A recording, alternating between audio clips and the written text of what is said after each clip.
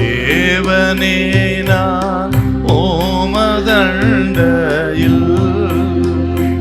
இன்னும் நெருங்கி சேர்வதே என் ஆவல் பூமியில். மத்தேயு 17:27 கொஞ்சம் வாசிக்க பார்க்கலாம். ஆகிலும் நாம் அவர்களுக்கு இடரலாயிராதபடிக்கு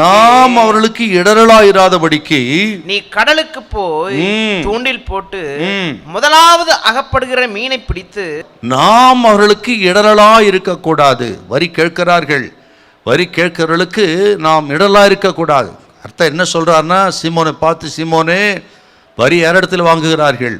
அந்நியரிடத்திலா பிள்ளைகளிடத்திலா?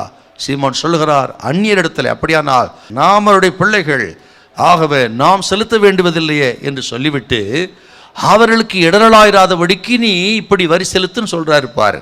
அப்படின்னு என்ன அர்த்தம் கேட்டீங்கன்னா, ஆக யூதர்கள் ஆலயத்துக்கும் வரி செலுத்தினார்கள், அரசாங்கத்து ரோமர்களுக்கும் வரி செலுத்தினார். ஆக அப்படி இந்த இரண்டு விதமான வரி குறித்து தான் கர்த்தர் இங்கே பேசுகிறார். நீங்கள் மற்ற 22ஆம் அதிகாரத்தில் 21 வாசித்து பார்த்தீங்கன்னா, ராயனுடையது ராயனுக்கும் தேவனுடையது தேவனுக்கு செலுத்த வேண்டும் அங்கே வரி செலுத்த குறித்து திட்டமாக பேசுறதை நம்ம பார்க்குறோம். இன்று இதை கேட்குற கர்த்தருடைய பிள்ளைகளை பார்த்து ஆண்டவர் சொல்கிறார், கர்த்தர் நமக்கு கொடுத்திருக்க சுதந்திரம், நமக்கு கொடுத்திருக்க அதிகாரத்தை தவறாக பயன்படுத்தக்கூடாது, யாரையும் காயப்படுத்தக்கூடாது. நான் அதை செய்ய மாட்டேன், இதை செய்ய மாட்டேன், எனக்கு இந்த அதிகாரம் இருக்கு, நான் தேவனுடைய பிள்ளை என்று சொல்லி, ஆக நாம் நம்மை வேறுபடுத்தி கொண்டு வித்தியாசமாக வாழக்கூடாது. ஆண்டவர் இந்த உலகத்தில் வைத்திருக்கிறார். இந்த உலகத்தில் இருக்கிற நாளெல்லாம் இந்த உலகத்தில் நாம் யாருக்கும் இடரலாயிராதபடி வாழ வேண்டும், சுவிசேஷத்துக்கு தடையில்லாதபடி வாழ வேண்டும். இந்த வார்த்தை ரொம்ப முக்கியம் பாருங்க. இன்றைக்கு ஆண்டவர் சொல்லுகிறார், கர்த்தருடைய பிள்ளைகளே, கர்த்தர் கொடுக்கிற அதிகாரங்கள், சுதந்திரம் எல்லாவற்றையும் சரியா நம்ம பயன்படுத்தணும் பாருங்க.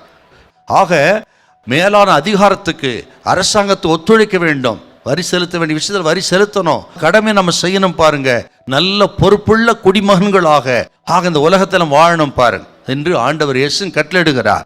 ஆகவே அறிந்த தேவ பிள்ளைகள் இப்படிப்பட்ட காரியங்களை உண்மையா இருக்க வேண்டும். அதற்கு நல்ல முன்மாதிரி நமது ஆண்டவர் இயேசு. உலகத்தில் வாழும்பொழுது நம்ம யாருக்கும் இடலாயிராத பொழுது நேரத்தில் இந்த உலகத்தில் ஆண்டவரோடு ஆண்டவருக்காக வாழ வேண்டும். அவர்களை கர்த்தர் கைவிடவே மாட்டார். ஹல்லேலூயா, ஹல்லேலூயா.